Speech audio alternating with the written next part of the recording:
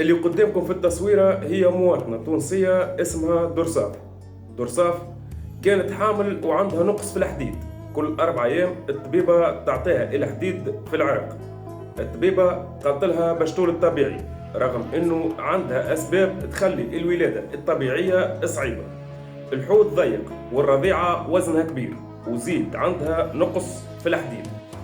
الأسباب هذه خلت درصاف تتعب وما تنجمش تولد، والرضيعة كادت تختنق.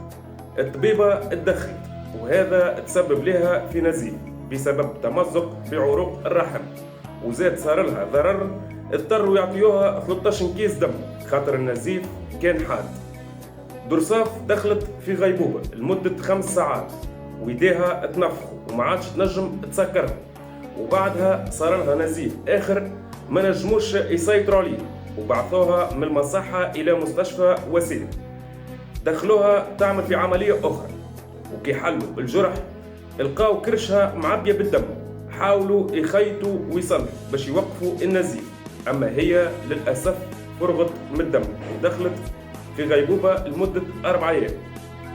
في الرابع نهار حلت عينيها وسكرتها، لا تحركت ولا تكلمت. عملوا لها تصويرة باش يشوفوا وضعيتها، يلقاو المرارة اترشقت والأمعاء تعفنت ووصلت المرحلة خايبة.